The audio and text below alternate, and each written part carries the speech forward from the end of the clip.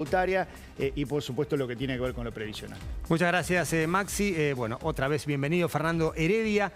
¿Qué tenemos que esperar en términos de inflación y actividad para los próximos meses? Abril está terminando.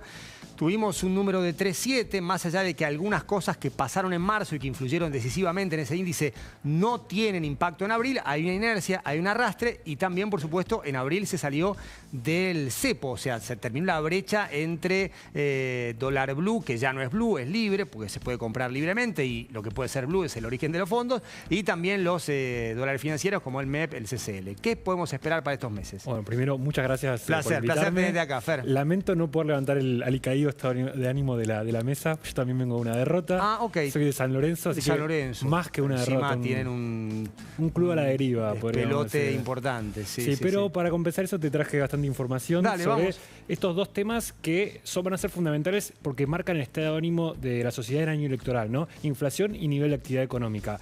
Con inflación, la buena noticia que tenemos es que si bien se esperaba por la corrección cambiaria que tuvimos en un principio, un mayor salto en abril, las consultoras fueron actualizando esos ajustes porque vieron que no se había trasladado a precio con la velocidad que había ocurrido en otras devaluaciones. Entonces, el traslado fue menor, también se vio una mayor estabilidad del tipo de cambio, que hay cierta volatilidad, que hoy, por ejemplo, volvió a bajar, está a 20 pesos menos el tipo de cambio oficial, pero la semana pasada había existió un repunte. Igualmente, el consenso y la visión que tenemos es que el tipo de cambio está más bajo de lo que pensábamos previo al anuncio del fondo. Arrancó con una devaluación del 11% y hoy estamos más o menos un 6% arriba del tipo de cambio pre-acuerdo con el fondo. Así que, mirá los números que tenemos acá en la pantalla. Por ejemplo, la consultora Equilibra proyecta un 3,3% para abril. Recordemos que en marzo había dado 3,7%. Sí. Y marzo es un mes que tiene aumentos típicamente estacionales. Es un mes que siempre, todos los años, da por arriba del promedio. CIT, con quienes hablé hace un ratito, marcaban 2,7%, pero dicen que la están actualizando a la baja y probablemente en las próximas horas marquen un nuevo indicador. Este es de la semana pasada, así con los últimos números podría ser más bajo. Y bueno, y en general, con todas las consultoras que vengo hablando, que muchas no se animan a tirar un dato firme, formal, porque todavía están revisando, te dicen que va a dar por abajo de marzo, va a dar por abajo de ese 3,7%. Bueno, el tema es en qué nivel. Podría ser más cerca del 3%, un poco de 3%, pero no deja de ser una muy buena noticia porque era algo que no se esperaba y también te marca la cancha de que si abril, que es el primer mes post devaluación, llamémoslo aunque sea una palabra que al gobierno mucho no le gusta, o no es tan trágico el traslado de precios, mayo podría ser algo parecido y recomponer rápidamente esta vía de desaceleración de los precios para llegar al número mágico que quieren, que es que empiece con 1. Con 1. ¿Y eso para junio? Eso podría ser para junio, julio. Julio seguramente... O sea, el índice de junio que se difunde en julio. Sí, o quizás esperar en julio que se difunde en agosto, porque en junio tenés el efecto del aguinaldo, que levanta un poco el consumo y puede generar algún ruido más. Y lo otro, que te voy a contar en un rato, es el aumento de tarifas que se va a venir y combustible, que eso también agrega justamente hablando nafta al fuego, pero no va a ser tan grave. El otro tema que te debía es el nivel de actividad económica. Sí. Bueno, viene creciendo fuerte, números del EMAE. El último dato que fue de febrero sorprendió al alza, dio casi un 1% de aumento intermensual, que es muchísimo. 0,8. Bueno, ahora parece ser que por lo que fue el alza de precios, sobre todo de marzo y abril, decimos no va a ser tan grave, pero hay un alza respecto a esa línea de 2% que veníamos, va a afectar y va a desacelerar un poco ese crecimiento. Pero de cara al próximo trimestre se espera de vuelta un despegue, que retomen con una buena velocidad y lo más importante es cómo va a llegar, o la pregunta que hacen todos, cómo van a llegar a las elecciones. Y acá el consenso es que va a llegar bastante bien, va a llegar con un promedio entre el 5 y 6% de crecimiento interanual, bueno, que obviamente es muy importante, y ya llegando a sectores que estaban rezagados, que venían muy atrás, porque hasta ahora teníamos energía y minería creciendo muy fuerte, campo también creciendo muy fuerte, industria y construcción muy caídos. Bueno, ya sectores de la industria empiezan a levantar y eso es importante para que se sienta ese dato en el bolsillo de la mayoría de la población. Alguna vez Carleto Ancelotti, antes de un partido de Real Madrid, dijo 90 minutos en el Bernabéu son muy largos. sono molto longo. Bueno, 6 meses en Argentina son muy largos, es mucho tiempo y por supuesto estamos hablando de esas elecciones nacionales para reconfigurar en la elección de mitad de mandato la Cámara de Diputados y de Senadores. Se renueva 1/3 del Senado y la mitad de la Cámara de Diputados. Y falta mucho y puede el gobierno llegar con un muy buen impulso en términos de recuperación de actividad y descenso de la inflación. Sí, es un combo ganador. La estrategia apunta ahí, a llegar justamente con los precios a la baja, que eso ayuda a recomponer salarios, que como decía, estos meses que vienen va a ser difícil por el salto de precios, pero que ese sendero se retome ya a partir de mayo, junio, para llegar a octubre con este combo ganador que decías de inflación baja y nivel de actividad al alza. Bienvenido Federico Domínguez, consultor financiero, un placer tenerte acá. ¿Cómo estás, Juan Pablo? Todo muy bien, todo muy futbolero. Sí. ¿De qué cuadro? Racing. De Racing, bueno.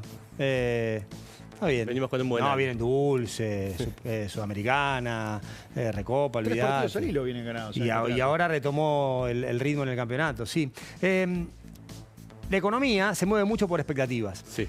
Y la salida del cepo también había generado una expectativa inflacionaria, hasta incluso una discusión semántica respecto de si es devaluación o no, porque el oficial ha subido, pero los financieros han bajado y se ha eliminado la brecha. Y había una palabra que usábamos mucho que era volatilidad. Ahora, en un sistema de flotación cambiaria, puede haber un +15, -10 en términos de cotización del tipo de cambio, y ya no hay que usar las palabras disparo, bajo, o sea, porque está, digamos, moviéndose en un sistema de flotación. Tenemos que empezar a cambiar y a convivir con esta oscilación en lugar de hablar de volatilidad, y vuelvo al concepto de expectativas, tan importante también para la economía y su dinámica. A ver, yo creo que esta vez Argentina está flotando sobre bases diferentes. Es la primera vez que Argentina está en un régimen de flotación con un Banco Central capitalizado, con un muy alto nivel de respaldo de la base monetaria, sin fuentes de emisión, porque tenés superávit fiscal y equilibrio cuasi fiscal. Y al mismo tiempo la cantidad de pesos está muy controlada. Eso es lo que te permite que, si bien el tipo de cambio en la flotación, obviamente, hay un mayor nivel de volatilidad, te ancla las expectativas inflacionarias, porque antes con el esquema de Crowley-Peck vos ya tenías implícita una devaluación del tipo de cambio todos los meses, primero del 10%, después del 1%. Ahora el tipo de cambio flota y habiendo tan pocos pesos en la economía, lo más probable es que se acerque más hacia el piso de la banda. Entonces, ¿va a seguir bajando? Esa es la gran pregunta, sobre todo porque esta semana se presione mucho, ¿no?, a los exportadores para que rindan la cosecha. De hecho, fue la presión, insisto, que metían enviados del oficialismo el viernes mismo, ¿no?, en la Bolsa de Rosario. A ver, las condiciones monetarias están dadas para que el tipo de cambio se acerque hacia el piso de la banda, porque vos tenés la base monetaria amplia, que es un indicador que usa mucho el gobierno, además del objetivo de M2 transaccional, que es muy chica en relación al PBI, es 6 puntos del PBI, y una economía que está creciendo un 5% demanda pesos, al mismo tiempo que el sector externo viene muy bien. Un país como Argentina, que el único sector que generó un dinamismo exportador significativo en los últimos 200 años fue el campo, ahora tenés un boom de exportaciones de hidrocarburos y se está sumando a la minería en un par de años. Digamos. Hay muy buenas perspectivas de ingreso de dólares. ¿La balanza es positiva en ese sentido? Porque mucho se ha hablado en el último tiempo de una mayor entrada de exportaciones, muchos productos importados y además la salida de lo que tiene que ver con dólares a propósito del turismo. A ver, marzo fue un mes atípico. Como había mucha expectativa en el mercado respecto a cuál iba a ser el nuevo régimen cambiario, ¿qué pasó? Los importadores aceleraron pagos y los exportadores retrasaron liquidaciones. Pero al mismo tiempo hay que mirar mucho lo que son los factores monetarios, digamos, no solamente eso. Y por otro lado, hubo algunos reportes periodísticos los últimos días que hablaban de un déficit de cuenta corriente, el cual no están contemplando que el 20% de las exportaciones se están liquidando en el dólar blend. Por lo tanto, claro, es un cálculo medio engañoso y el 2024 vos tuviste no solamente un superávit comercial muy significativo, sino que tuviste superávit de cuenta corriente. Federico, hasta ahora, antes del acuerdo con el fondo, un consenso de los economistas era que la pata floja del programa económico era el sector externo, la acumulación de reservas. ¿Vos creés que puede cambiar para bien este nuevo régimen cambiario? Sí, a ver, siempre una economía que está con cepo es una economía que no funciona bien, ¿no? Vos podías aislar algunos sectores como hidrocarburos, minerías, con el RIC, que tendrá un poco más de inversión, pero vos necesitabas salir del cepo, ¿no? Y eso es lo que te va a permitir que la inversión se dinamice en toda la economía, no solamente en sectores específicos. Yo no veo problemas por el lado de la cuenta corriente. Mientras las cuentas fiscales estén en orden y el gobierno siga con esta política de motosierra constante, ese menor gasto del Estado tiende a equilibrar las cuentas externas. Y algún exportador que va a tener Argentina los próximos años es algo que no tiene precedente en nuestra historia. Federico, hacías referencia a la cuestión estrictamente numérica, monetaria. Acá, por ejemplo, se habla de un atraso cambiario si hay mucho turismo emisivo y poco turismo receptivo. Y es un sector de la economía que hay que mirar, pero no el único. También hace falta mirar la economía como algo más integral, más global y no detenerse en un punto donde quizás haya más salida que entrada de dólares, como puede ser la cuestión turística, porque estabas describiendo desde el punto de vista monetario por qué el tipo de cambio tiende a la baja en lo que podríamos llamar como banda indie de rock el piso de la banda. El tipo de cambio flota. Si en algún momento tuviéramos un déficit turístico o cualquier otro motivo que generara una salida de dólares significativa, el tipo de cambio se iría hacia el techo de la banda. Y hoy es algo que no estamos viendo. Lo que es muy importante es que Argentina, para ser competitivo, no lo va a lograr mediante tipo de cambio. Lo va a hacer bajando impuestos, bajando regulaciones, con infraestructura construida por privados, y es muy importante que las provincias acompañen este proceso, porque hay impuestos que son muy nocivos para la competitividad, como por ejemplo ingresos brutos. El mal. El mal. Ingresos brutos recauda casi 4 puntos del PBI. El IVA recauda más o menos unos 7.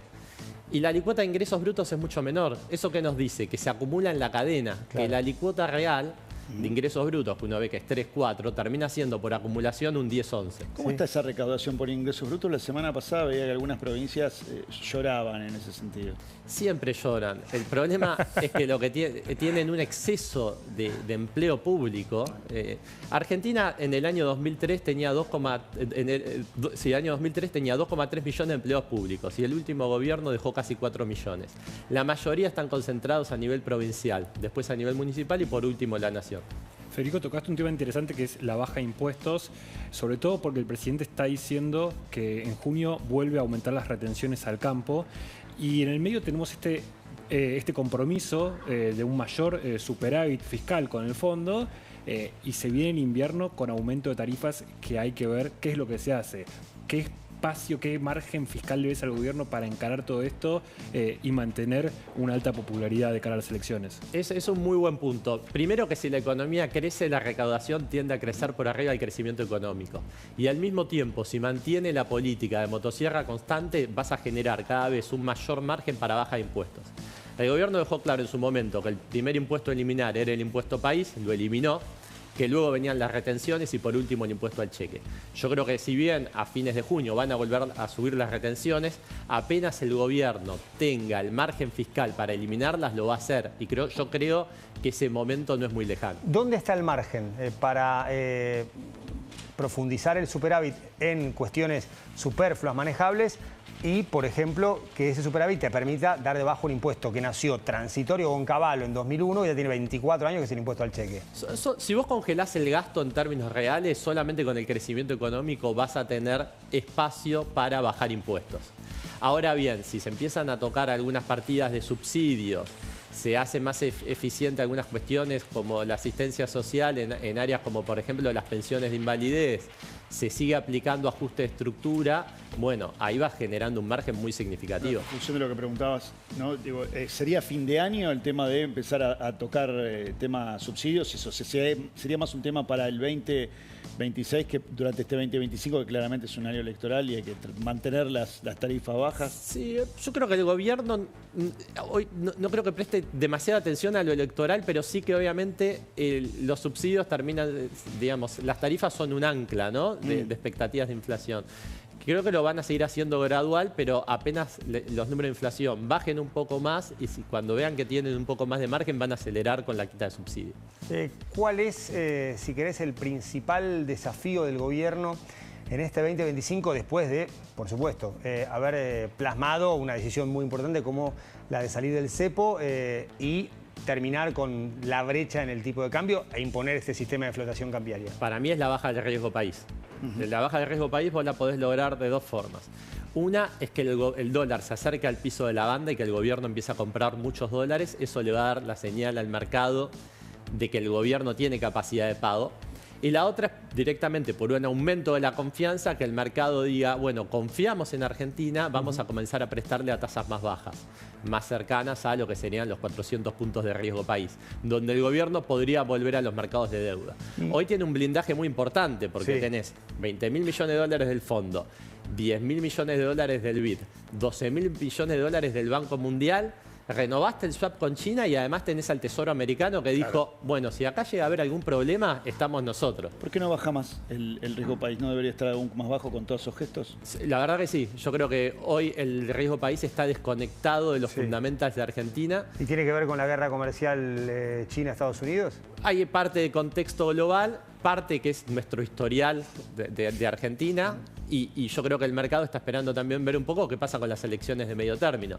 Si el gobierno consolida el rumbo en las elecciones de medio término, sin dudas vamos a ver un desplome del riesgo país. Pero vuelvo a esa frase de Ancelotti, faltan 6 meses para la elección de mitad de mandato. ¿Puede haber algún resultado en elecciones distritales, sea en la Ciudad de Buenos Aires o en las provincias, que pueda modificar el humor? ¿O hay que esperar hasta octubre?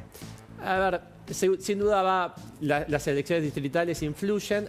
El gobierno tiene a favor que en el principal distrito electoral el peronismo está totalmente dividido, que es en la provincia de Buenos Aires.